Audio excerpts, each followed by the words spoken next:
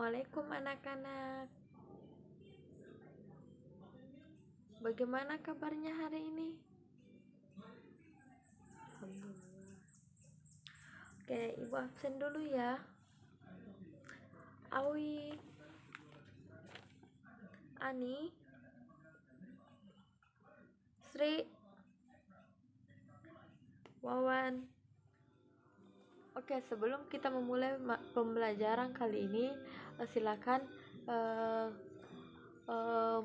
kita akan menyanyikan lagu Indonesia Raya dan Tanah Airku. Maju ke depan untuk membantu temannya untuk menyanyikan lagu Indonesia Raya dan Tanah Airku.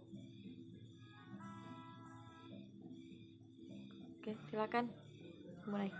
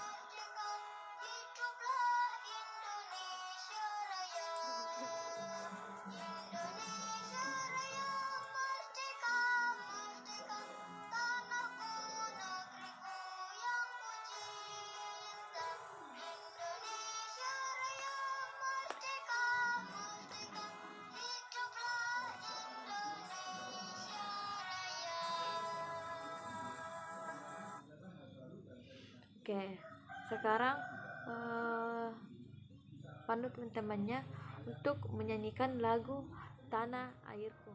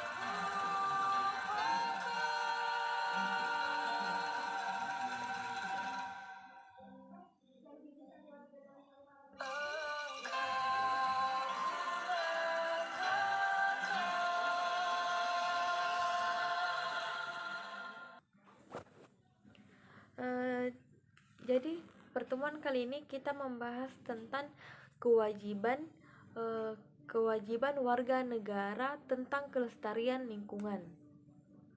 Tujuan pembelajaran kali ini, yang pertama, siswa mampu mengetahui tentang kelestarian kewajiban warga tentang kelestarian lingkungan. Yang kedua yaitu siswa mampu memahami kewajiban warga negara tentang kelestarian lingkungan. Yang ketiga, siswa mampu menganalisis hak, kewajiban, dan tanggung jawab sehari-hari. Oke, silakan kalian simak materi yang Ibu berikan. Sebentar, Ibu akan membagi beberapa kelompok. Oke, pembelajaran kali ini tentang kewajiban warga negara terhadap lingkungan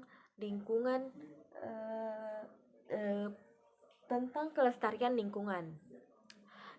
Kita harus memanfaatkan segala sesuatu yang ada di atas bumi. Segala sesuatu yang di sekitar kita, salah satunya adalah lingkungan. Lingkungan itu ada dua macam, yaitu lingkungan hidup dan lingkungan tak hidup. Agar kita terus memanfaatkan lingkungan untuk memenuhi kebutuhan hidup, maka kita perlu menjaga kelestarian lingkungan. Menjaga kelestarian lingkungan merupakan tanggung jawab semua orang. Semua orang memiliki tanggung jawab terhadap tempat yang ditinggali dalam kehidupan sehari-hari. Contohnya perkarangan rumah, itu yang harus dijaga. Menjaga kelestarian lingkungan dapat dimulai dengan melakukan hal sederhana. Kalian tahu contoh menjaga kelestarian lingkungan? Ya, itu membuang sampah pada tempatnya atau membuang sampah pada tempat sampah. Oke, kita ambil satu contoh ya. Kita ambil contoh di Jakarta. Sampah setiap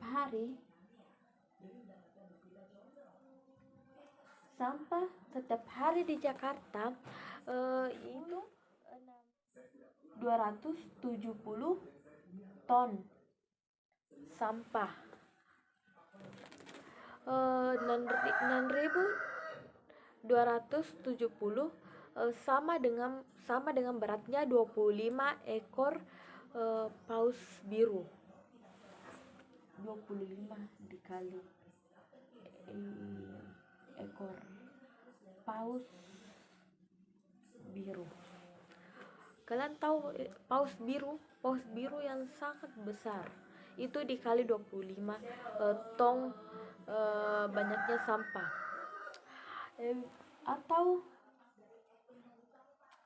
Atau dapat menutupi 4 lapangan sepak bola. 4 lapangan sepak bola. Kita membuang sampah pada tempatnya ya. Oke, komposisi sampah.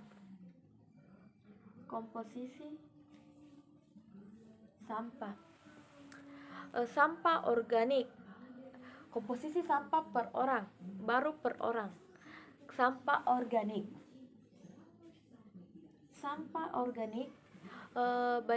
perkiraan 54%. Penggunaan kertas 15%. Penggunaan plastik 4%. Dan penggunaan kaca dan logam dan lain-lain 17%. Oke, 79% sampah Jakarta dikirim dan diolah di TPST. Bantar Gerbang Bekasi. 20% sisanya didaur ulang atau tidak diangkut. Sekarang dampaknya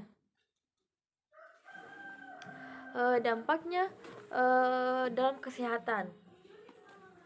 Kita pasti tahu itu sampah sangat berpengaruh pada kesehatan, lingkungan, dan estetika. Oke, yang pertama kita bahas itu adalah kesehatan.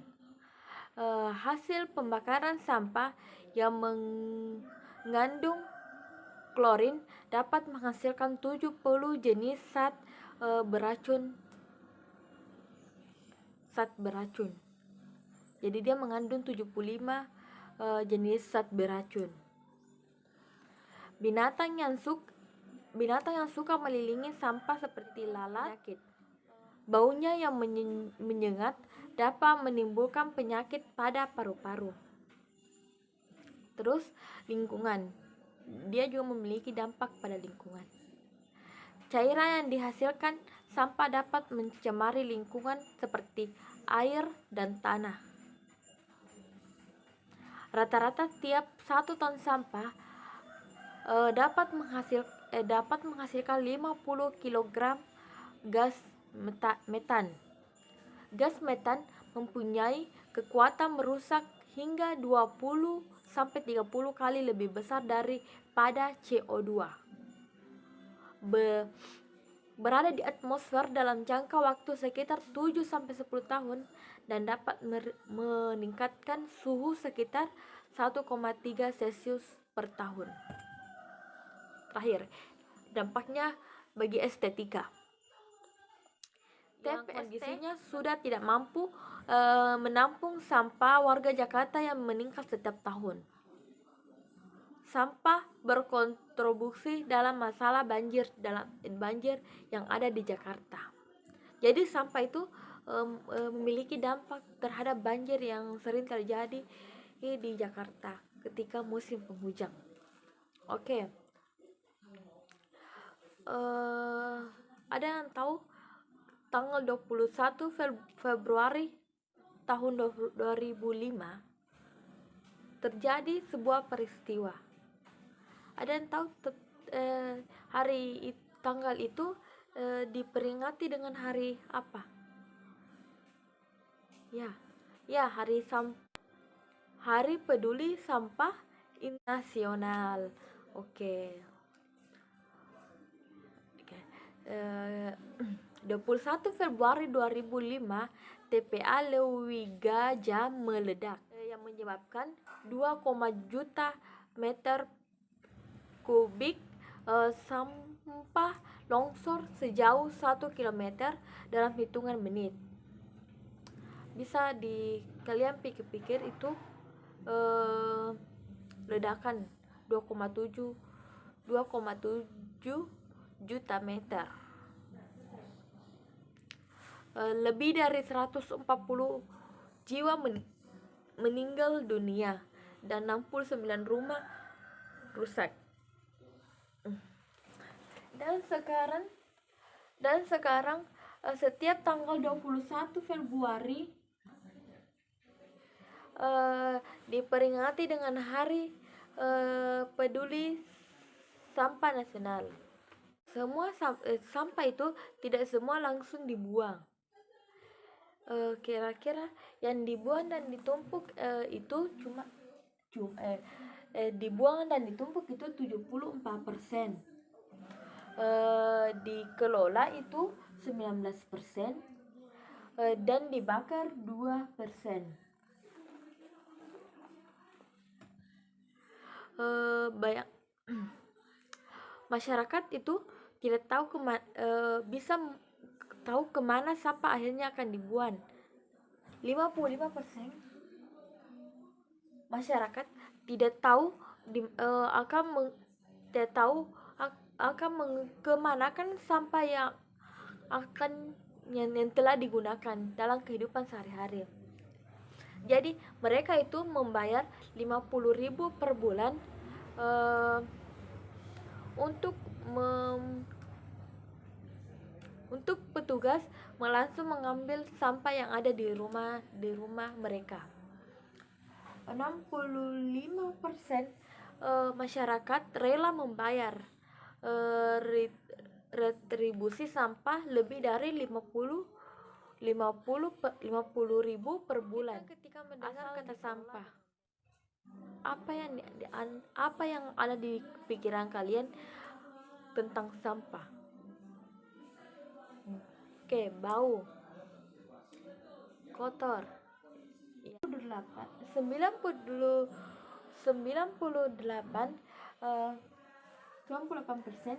kotor atau bau, dan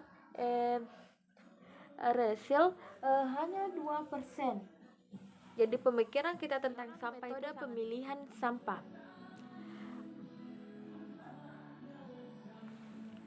Jadi sampah mudah membusuk tadi bisa digunakan komposkan secara mandiri. Kita dapat mengirim sampah tersebut ke pengomposan. Kan sisa makanan, sisa sampah kebun dan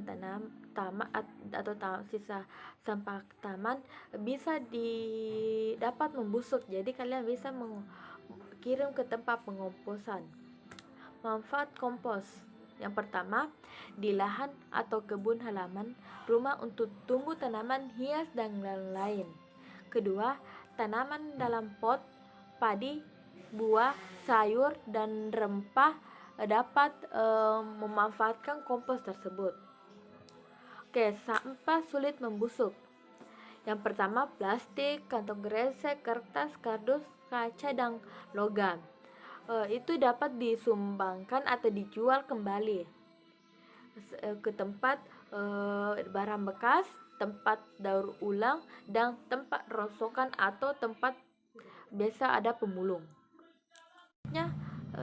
Kewajiban terhadap lingkungan. Manusia hidup dengan bergantungan pada lingkungan sekitar. Oleh karena itu, lingkungan harus dijaga. Jika lingkungan sekitar rusak dan tidak dapat dimanfaatkan, maka manusia akan rugi. Ibu akan membaca teks akibat membuang sampah sembarangan. Kehidupan manusia dan sampah tidak dapat dipisahkan. Ya, karena sampah dan manusia itu tidak bisa dipisahkan. Karena pasti manusia itu menghasilkan yang namanya sampah. Baik sampah yang cepat membusuk dan sampah yang lama membusuk. Pasti manusia setiap hari menghasilkan yang namanya sampah. Sebagian besar manusia membuang sampah begitu saja tanpa mengelola terlebih dahulu. Sampah yang tidak diolah cenderung merusak lingkungan. Sebagian besar orang meremehkan sampah dan menganggap sampah bukanlah sebuah masalah. Padahal sampah justru merupakan masalah yang sangat besar yang ada di lingkungan kita. Bayangkan jika setiap hari manusia menghasilkan sampah terus-menerus dan sampahnya itu dibuang di tempat yang salah. Akibat itu dapat mengakibatkan lingkungan kita lama-kelamaan akan dipenuhi sampah. Sampah dalam jumlah banyak membawa banyak masalah. Ibu akan memberikan contohnya. Yang pertama, akibat membuang sampah sembarangan, yang pertama itu menimbulkan bau busuk atau pencemaran udara. Sampah yang menumpuk dan membusuk dapat mengeluarkan bau busuk yang mengganggu penciuman. Hal itu tersebut akan mengganggu aktivitas manusia karena tidak dapat bernapas dengan lega. Jadi kalian sendiri yang membuat bau yang tidak sedap akibat pembuangan sampah sembarangan atau membuang sampah di tempat yang salah. Oke, yang kedua, menimbulkan penyakit. Jadi pembuangan sampah itu akan ketika di tempat yang salah akan menimbulkan penyakit. Jika kalian membuang sampah di sekitar rumah secara sembarangan, berarti itu kalian membuat penyakit. Karena itu akan menimbulkan namanya penyakit. Sampah yang menumpuk akan menjadi tempat hinggap atau tempat hidup nyamuk, lalat, dan belatung, dan hewan-hewan lainnya. Jika hewan-hewan tersebut berkembang dengan baik dan masuk ke lingkungan manusia, maka bibit penyakit akan menyebar. Penyakit-penyakit akan ditimbulkan oleh hewan-hewan tersebut, antara lain malaria, diare, gangguan pernapasan, dan gangguan gatal-gatal. Jadi kalian yang sendiri yang merasakan akibat dari sampah yang menumpuk. Oke, yang ketiga, menyebabkan banjir. Sampah yang dibuang di saluran air seperti sungai atau selokan lama-kelamaan akan menumpuk dan dapat menyumbat aliran air. Akibatnya, aliran air terganggu dan air sungai dapat meluap. Air sungai yang meluap akan menimbulkan yang namanya banjir di daerah sekitar air sungai. Berarti daratan rendah akan merasakan yang namanya banjir. Apalagi kalau banyak penumpukan sampah. Jadi kalian harus membuang sampah pada tempatnya. Oke, yang akibat dan kewajiban warga negara untuk hidup layak. Masih ingatkah kalian tentang macam-macam hak warga negara Indonesia?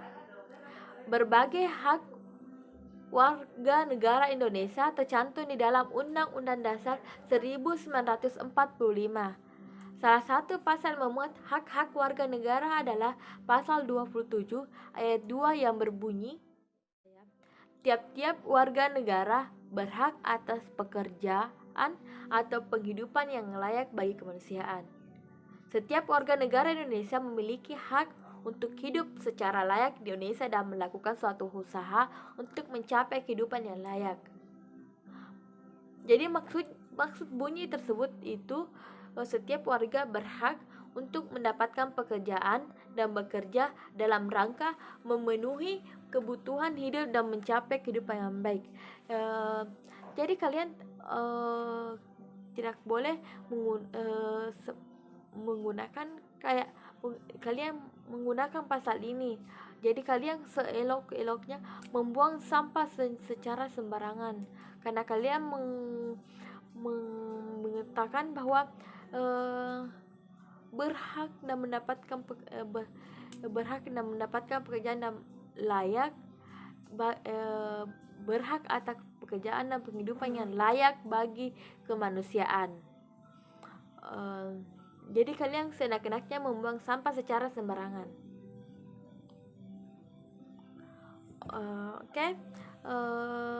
Materinya itu.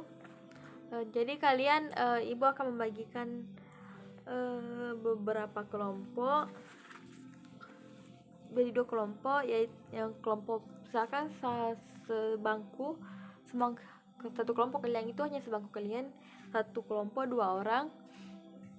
Jadi kalian menganalisis hak, kewajiban dan tanggung jawab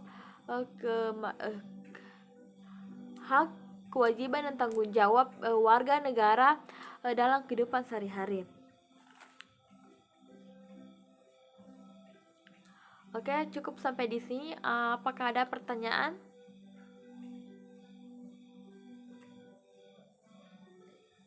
Ya. Apakah ada pertanyaan? Oke, tidak ada ya. Jadi tugas kelompoknya itu silakan dikerja di rumah dan minggu depan dikumpul. Tugas kelompoknya yaitu hak, kewajiban dan tanggung jawab warga negara tentang kehidupan sehari-hari. Oke, cukup di sini, sampai di sini. Ada yang dapat menyimpulkan? Oke, silakan.